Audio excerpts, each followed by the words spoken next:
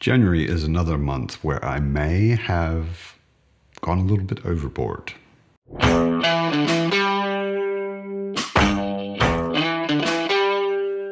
Welcome to Mad on Books, where I talk about fantasy mostly, science fiction sometimes, and comics occasionally. This month, I bought a number of interesting things. Most of them were books.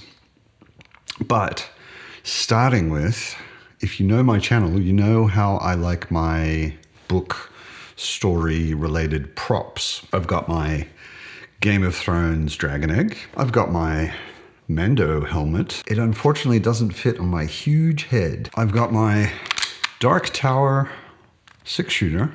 And I've got my sword that I made myself. So if you remember my ridiculous unboxing video where I cut open 2 boxes with that sword, I decided that's not very practical. And I thought I would actually like to have a really nice dagger. But I don't want a fantasy dagger with all the stupid crap on it. I just wanted something that felt like a real, historical, practical dagger that someone might have actually carried and used. So I got this, which I think fits the bill. I really like it. It's got a good feeling in the hand. It's actually sharpened, not super sharp, but sharp enough to do an unboxing with. And it's got this nice sheath.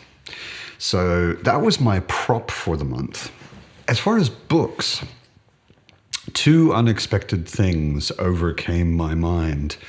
One was, I started thinking about Tolkien, not his books, but the idea that he somehow magically created fantasy as a genre. Now, I've always known that wasn't true. I've never lived under the illusion that he was single-handedly the inventor of fantasy, but I realized that a lot of fantasy, like novels, not mythology or those kinds of things, but a lot of novels that came before Tolkien's time, I don't know anything about them, and I've never read hardly any of them, or maybe even any of them. It might be that Tolkien was the earliest author in fantasy that I've ever read. I decided to remedy that, and I got myself a large stack of novels that were published before Tolkien's time, and some of which definitely influenced him. The others may have. So it's quite a stack. So I'll go through them quickly one by one. There's the Prose Edda by Snorri Sturluson, which is thought to have been put together around 1220, so in the 13th century. This is one of the primary sources for Norse mythology. It puts together all sorts of Norse mythology stories, and all of the modern retellings like Neil Gaiman's and that kind of thing. They are referring back essentially to this, and all of Tolkien's dwarf names, or many of Tolkien's dwarf names, came straight out of the Prose Edda. Then we've got La Mort d'Arthur, The Death of Arthur. Spoilers. This is actually one of those early books that I have read. I've got 3 editions of this, and I want to read it again soon. But I bought myself this month this lovely, shiny, leather-bound edition with gold edges and a fancy bookmark ribbon and all of that stuff. So I'm happy about that. When I started putting this list together, Philip Chase mentioned to me this book, Fantastes, A Fairy Romance by George MacDonald. I had never heard of it. Apparently, this is a book that definitely influenced Tolkien. He and C.S. Lewis talked about it a fair bit.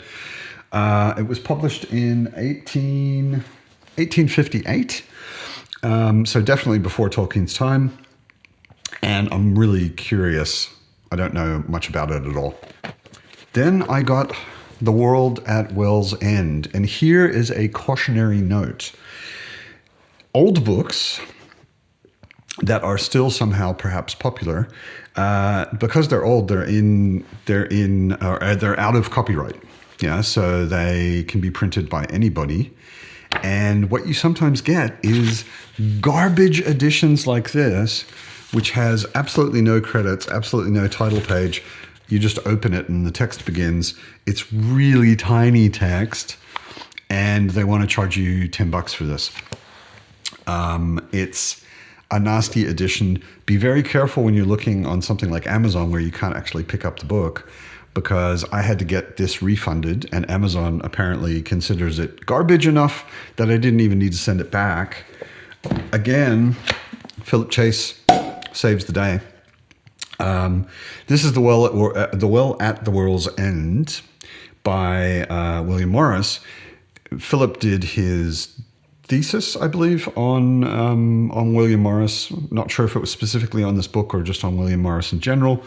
But because of that, Philip recommended this edition, which I managed to find in reasonably good condition, used from Abe Books.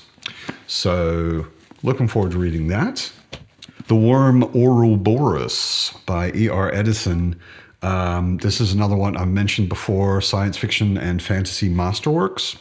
This is one of those fantasy masterworks editions, which exist pretty much only to keep good books in print. This was published in 1922, so definitely pre-Tolkien. No idea if he read it or not, but again, a used, reasonable edition. So looking forward to that. Moving up to 1924, we have The King of Elfland's Daughter. I'm not sure why, but The King of Elfland's Daughter, maybe it's just more popular than these older ones, the rest of the older ones. This has a really nice edition, which you can see has sort of copper foil on the cover. It has an introduction by Neil Gaiman. It's actually a really nice and modern recent edition. So looking forward to that as well. And the newest one on my list, 1926, Lud in the Mist. This sounds like an interesting, different kind of take on things. It's about a village that borders on the land of Fairy, and the dreamy, melancholy mayor of the town has to go into Fairy to get something back.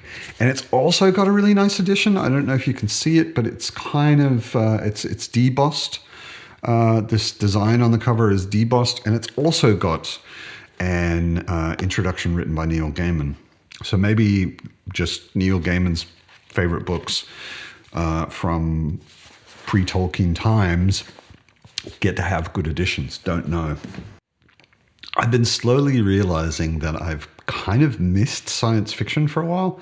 It used to be when I was a teenager, there was certainly a phase where all I read was science fiction for a long time. I had a very intense fantasy phase when I was a teenager, and then eventually I had a very intense science fiction phase.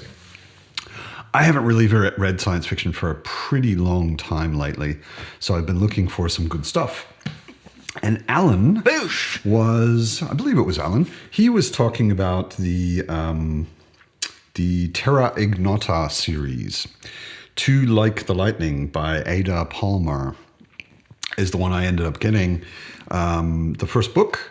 And it sounds pretty different from a lot of things, and it sounds pretty interesting.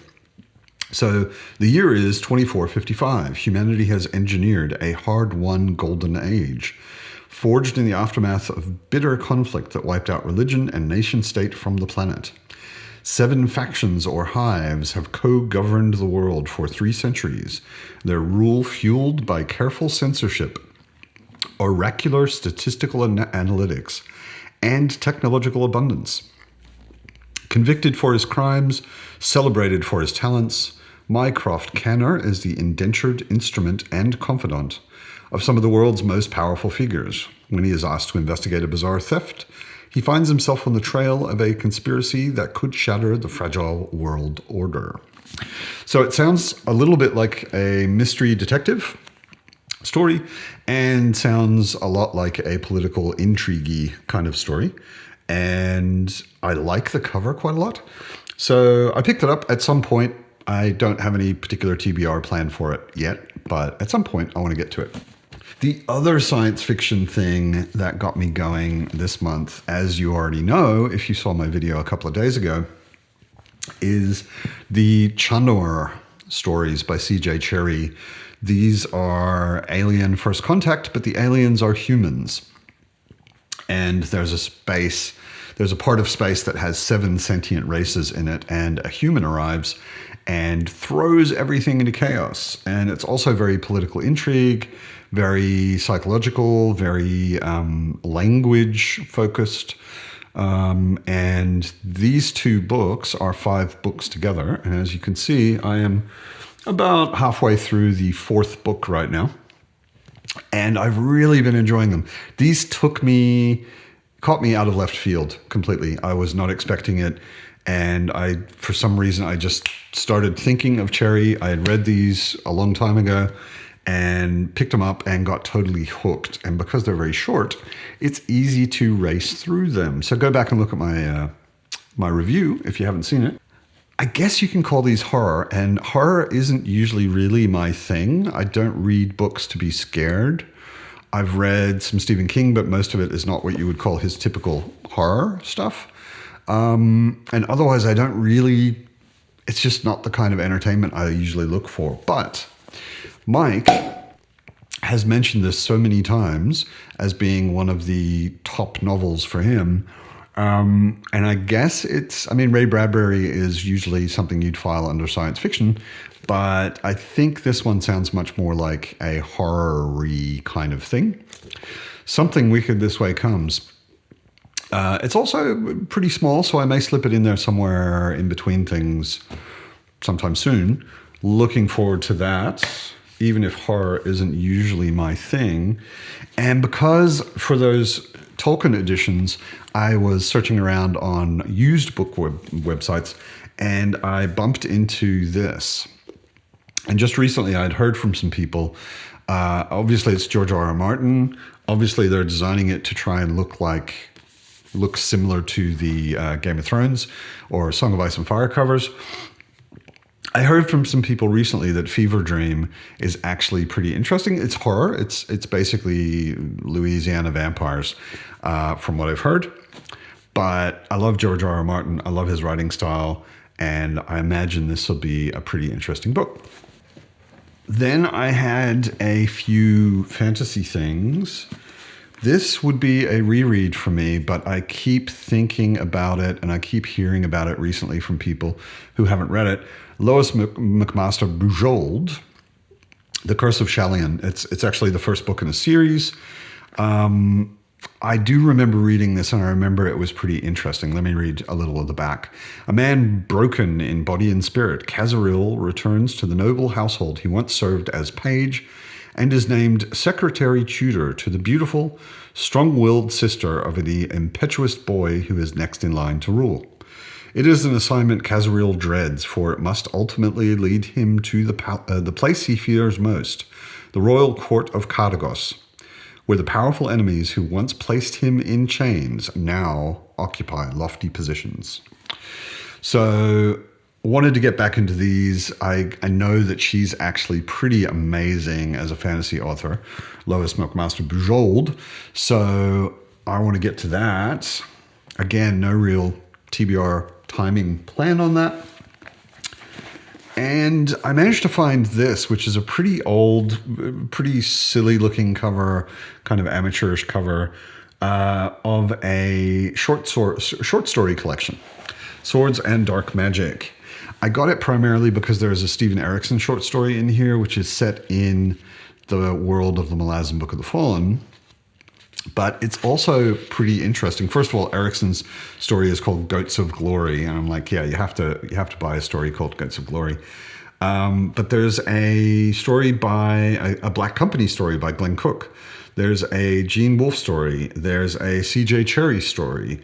There's a K.J. Parker story. There's a Garth Nix story, a Michael Moorcock story, which is an Elric story. There's a Robert Silverberg story. There's a Scott Lynch story, which I think maybe takes place in the world of Loch Lamara, Gentlemen Bastards. There's a Joe Abercrombie story. There's a Tanith Lee story. There are a lot of stories, but most of them are from authors I've actually heard of before. So this, like all my other short story collections I've been buying recently, I think I mentioned some last month, I'm just going to put in a short story whenever I feel like it, every now and then. And eventually I will talk about some of them. And last but not least, in fantasy, I bought this, which is it's a chapter guide to the Book of the New Sun by Michael Andre Driussi, or maybe Mikhail Andre Driussi. It's basically explaining all of the references that are in the Book of the New Sun. This month, I will be reading the first Book of the New Sun book, Shadow of the Torturer, with Philip Chase, Buddy Reed. And we're going to do a talk online with another academic friend of his who's actually writing his thesis on the Book of the New Sun. And I thought if I'm going to keep up with those two academics, I might want something like this. So we'll see how that goes. That's it for science fiction, horror, and fantasy. Other than that, I'm a very visual person. And just because I was watching Josh's videos and looking over his shoulders in his videos, and I kept seeing a book, and then I eventually asked him what it was, and I thought, that's a very pretty edition. I bought the Barnes & Noble edition of The Count of Monte Cristo by Alexandre Dumas. It's huge, but it's another one of these quite pretty editions with all sorts of foil, although I think it's actually probably sprayed in this case, and nice end papers and gold edge papers and bookmark ribbon and nicely printed, relatively thin paper, just to keep the book from being 50% bigger. And it's nicely designed pages as well. This is on my PSR. It's been on my PSR list, my probably should read list forever. I probably heard about it when I was a teenager, and it always seemed like something you should read, but I never have. So now I have a pretty edition of it, and I just love the color, at least the blue and the red and the gold together. It just really pops. It's gorgeous. So thanks for explaining to me, Josh, what book that was over your shoulder. Now I own it. And because I was rereading the Farseer trilogy by Robin Hobb this month, and because the first issue of the comic came out this month, I got it. And now I have a subscription to it. So every month when they come out, I will get them. It's okay. I'm interested to see where it goes, because the first issue is all set up. Yeah. If you know the story, Fitz gets dropped off at the keep and meet some people. That's basically all that happens in issue 1, but it's well drawn. It's written actually by Robin Hobb herself in collaboration with Jody Hauser. So I'm interested to see where it goes. I'm not sure I'll stick with it the whole time. The first one was honestly kind of boring, but her stuff does build up slowly, so you can't really expect the comic to be any different. It's interesting reading a comic which is an adaptation of a book you just read, because you can see there are a lot of places in here where the words that are actually written, because we're dealing with comics, it's got words and it's got pictures. So the words that are actually written in here are very close to the book, but they're in some places shortened a little bit because you have to. And a lot of what Robin Hobb does is, in the novel, is shortened in that it's covered by the pictures. So there are pictures that show you clearly things that she described. Yeah, so you don't need to actually, of course, put words in there for them because it's comic.